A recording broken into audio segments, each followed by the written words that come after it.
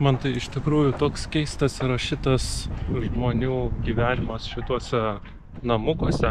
Ir jie ne tai, kad juos nuomojasi. Nu, aš nežinau, gal kažkas ir nuomojasi, bet jie juos tiesiog nusiperka, palieka va tokiame parke ir po to, kada nori, turbūt tada atvažiuoja.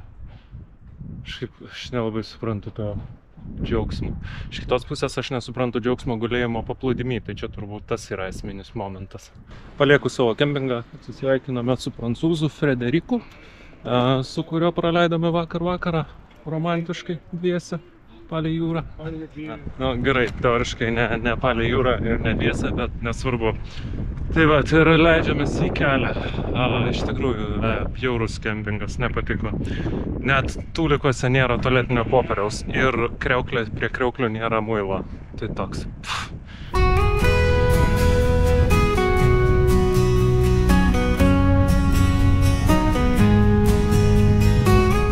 Tiesa, vienas dalykas, kurį galėjau padaryti kempinge ir kurio nepadariau, tai išsiskalbti savo žiauriai dvokiančius rūbus. Nes jau rūbai tai atrodo, nu, kaip stoties rajono bomžo. Žiauriai ir purvini, ir tokie sulipę, ir tiesiog pačiam šlykštų juos dėvėti. Bet pagailėjau 11 eurų. Nes už 3 dienų,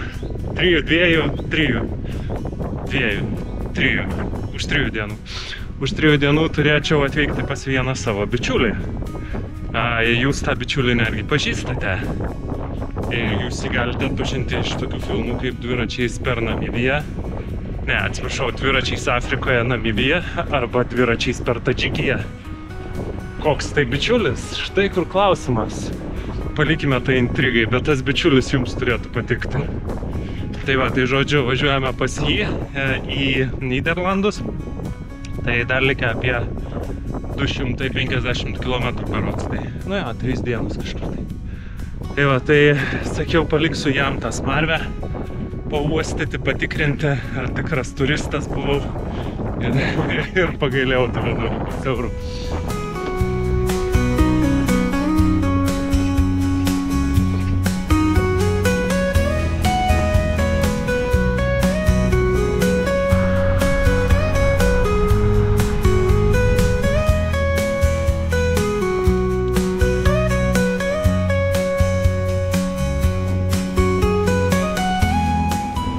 Ten mano keltas, nespėjau per minutę maždaug. Šį kartą nepasisekė. Nu niek, palauksim, kol sugrįš. Tikiuosi, kad sugrįš. Kad tai nebuvo vienintelis šios dienos keltas.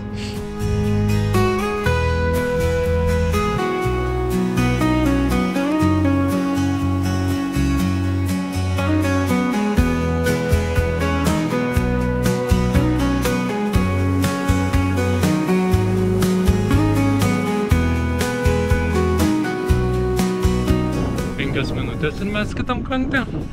Tik tai tiek, kad reikėjo palaukti kelto. Bet nieko ten. 15 minučių gal luktelėjau ir atplaukė. Kursuoja jie čia dažnai. Ir kas faina, kad nemokami keltai. Nu, arba aš zuikiu su jais plaukiau, nežinau, bet kaip ir niekas jokių bilietėlių nepardavinė ir niekas nieko neprašo. Tai aš ir plaukiu.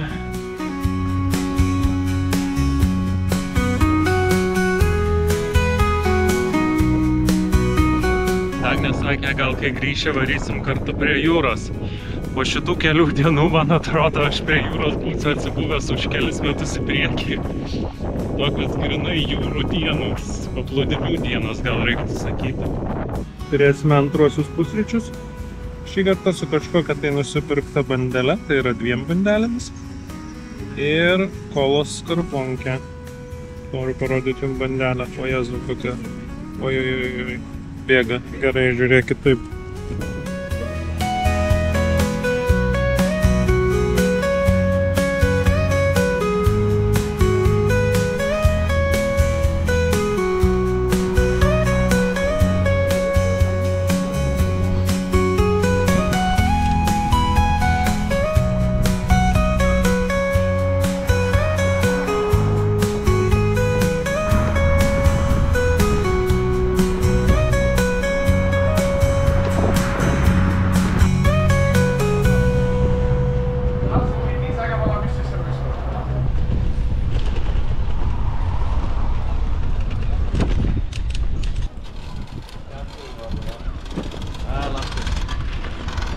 ką, tiesiog skrieju. Iš esmės nebedaug lieka iki Nyderlandų. Aš kažkaip galvojau, kad šiandien nekirsiu sienos, bet po to pamačiau, kad ten bus toks mažas įlindimas ir po to rytoj sugrįžimo, gal ir šiandien net sugrįžimas. Tai jėgelė, 3 diena, 4 šalis bus. Geras. Čia jau bus rekordas mano asmeninis. Bet kokiom transporto priemonėm manau, kad nesu to padaręs. Nu, galima ginčytis, kažkada skridau į draugo vestuvės Prancūzijai. Tai galima būtų sakyti, nes per 2 dienas suskraidžiau Lietuva, Latvija, Prancūzija, Latvija, Lietuva. Tai kaip ir 5 pakeitimai, o šalis tik 3. Tai va čia jau kaip pažiūrėsi, bet aš skaitysiu, kad čia bus mano rekordas.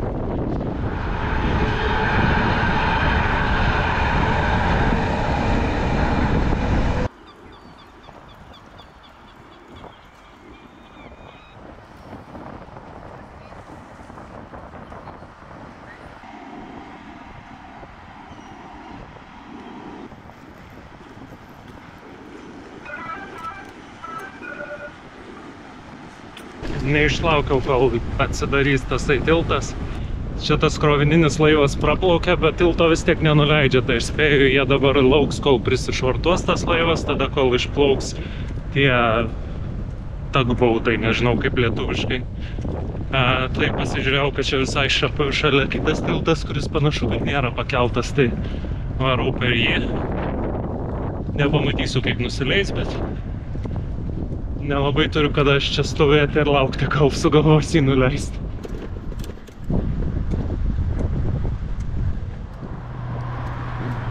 Na, tiltas vis dar nenuleistas, tai gerai, kad nelaukiau. Nes jis čia gal ir nebus nuleistas šiandien.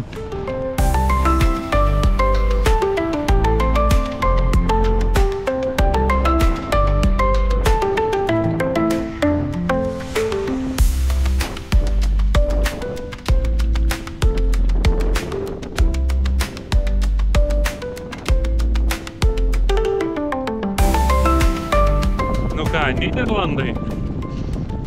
Dar kaip ir sakiau, kol kas tik tai laikinai, bet jau įvažiavome. Nenusipoginam. Tai čia trumpai kokius 50 km, gal net ir mažiau praminsim ir grįšim dar truputį į Belgiją. Kitas dalykas, nežinau kas čia per takas, bet dviratininkų tai aš tokio kiekio turbūt nesu matęs gyvenime. Ir ypač turint omeny, kad šitas takas ne tiesiog mieste, o tarp miestų, realiai tarp šalių. Tai wow. Ir šiandien pirmadienis, ne tai, kad savaitgalį išvažiavo chebra pavažinėti.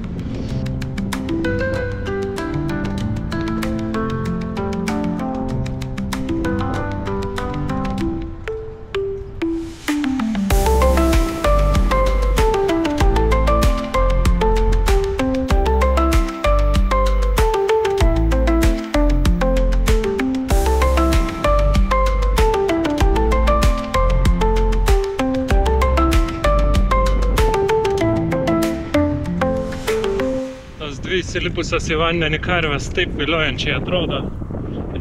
Ta prasme, nepagalvokit nieko baisaus. Tiesiog viliojančiai turiu omeny, kad ir aš visai įsilipčiau į tą vandenį. Kažkaip žiauriai karšta diena atrodo. Nors nėra pati karščiausia, kokią esu turėjęs, bet šiaip žiauriai kažkaip karšta. Žinot, koks lengviausias būdas įsitikinti, ar tu nebeturi jėgų, ar tiesiog vėjas tave užkalė. Apsisuk ir patikrinti.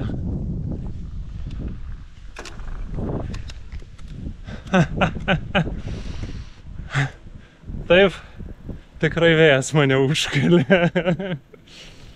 Eina, švilptant kiek yra iš karto daug geriau. Atrodo tiesiog visiškai neturiu jėgų. Kapliuoja, atrodo, dedi visas pastangas ir nejuda tas dviratis iš vietos. Toks demotyvuojantis reikalas. Jo, tai šiandien realiai jau antra ar trečia diena prieš šitą vėją kalnulius. Kažkaip aš galvojau, kad vėjas turi čia būti nuo vakarų pusės, tipo nuo jūros. Ne velnio, jis iš rytų pučia. Svoločiau sukis. Noriu lengviau mint. Nebedaug liko, turi kempingas kažkur čia, buvau šiaip reiktų sustot pažiūrėti, kur tas kempingas iš tikrųjų. Kas per velnias? Kodėl aš galvojau, kad jis turi būti arčiau? Dar 14 kilų. Iki šiandien turėjo būti apie 80, dabar yra 80. Tai gaunasi 9,5 šiandien. Ok.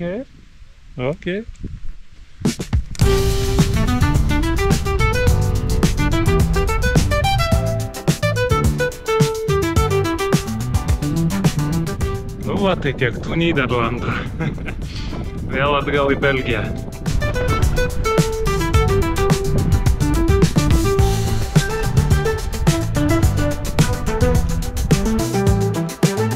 Sausainukai į trasą.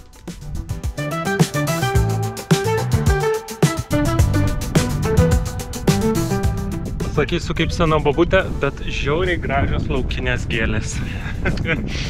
Ir jau ne pirmą kartą pastebiu, tiesiog va tai va auga, tau gražios tokios baltos, mėlynos, geltonos, labai gražu.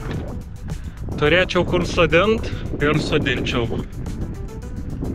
Jų gal net sodint nereikia, jos turbūt pačios tiesiog užauga. Čiagi piktžolės. Čiagi piktžolės, ką jūs nežinot, čiagi piktžolės.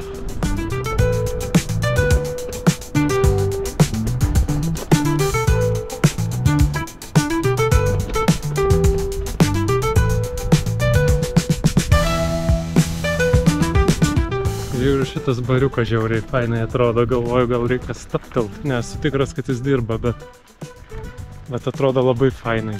Dar čia, bet jis tikrai nedirba, nes absoliučiai nei vieno žmogaus nėra. Atrodė visai viliojančiai. Bet šiaip gal ir gerai, kad nedirba, nes man nėra tolko stoti. Reikia paskubėti tą kempingą. Aš skaičiau, kad jisai gan mažas turėtų būti lygtai. Jeigu nieko nesumaišiau. O tie mažiai jie gali greitai prisipildyti, tai jo, gal reikia pasiskubinti.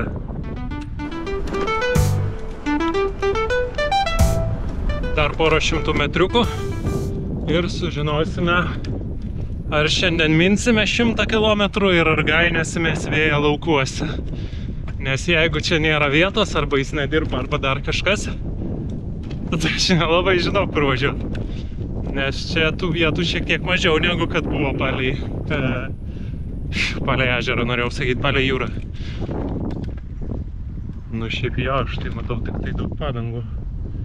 Ir man tai sako, kad čia. Hello.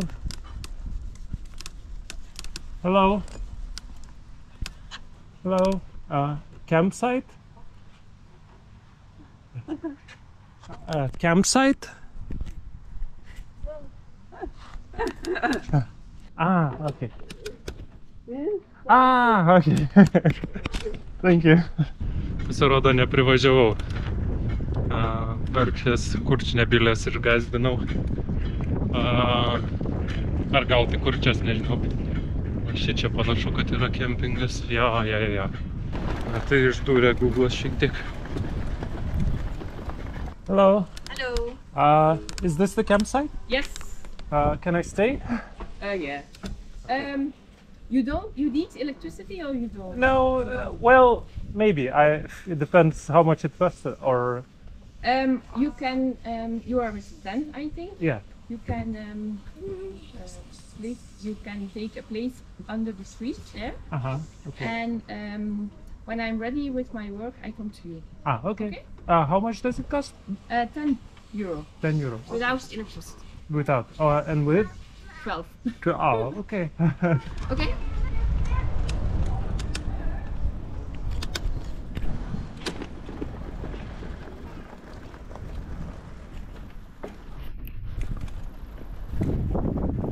Aišku, vargšą dviratininką reikia nukišti palei kelią, jeigu gerai supratau. Nu, bet čia liktai tas kelias neturėtų būti labai važinėjamas, tai gal nebus taip kaip vakar ir užvakar. Nes vakar ir užvakar tai labai intensyvus keliai buvo, tai per juos negalėjau užsimiegoti.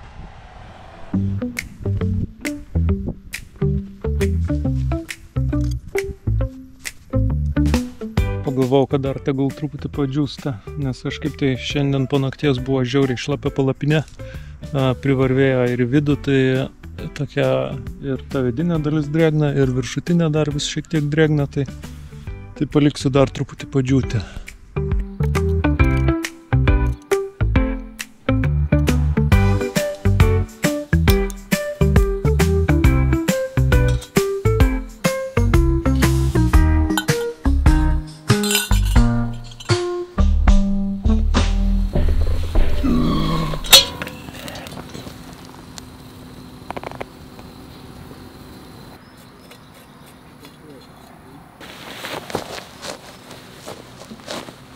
Tiem, kas nesuprato, kas čia įvyko, tai prie puodo buvo prilipęs plastikinis maišiukas ir aš nepamatęs uždėjau ant primuso ir tas maišiukas užsidegė ir pradėjo čia varvėti ir liepsnoti ir panašiai. Tai sakau, tai gerai, kad gerai baigėsi, nes galėjo baigtis ir liūdniau. Negi suvariau primusą.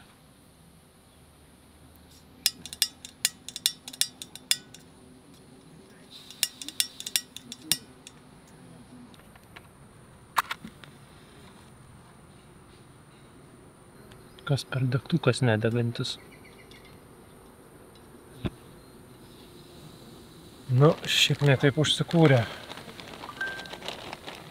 Aš jaučiu, turbūt to maišelio ten bus privarvėję kažkur, kur dujos eina, arba žiežirba, kur eina. Tai dabar arba nudegus išdegs viskas ir pradės veikti normaliai, arba ne. Vat kaip durnoj vietoj sugadini daiktą. Šiaip jeigu kažkam neaišku, kodėl aš čia prie to kelio tai bazuojuosi, tai dėl to, kad vienintelė vieta visam kempinge, kuriame yra dar šiek tiek šešėlio.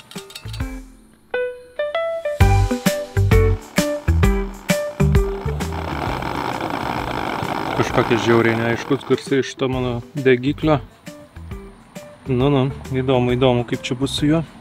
Ar dar užsikurs po to, kai užgesinsiu. Štai kur klausimas. Hello. Užbarikadavau vienintelį pravažiavimą iš kempingo. Dviračiais, ta prasme.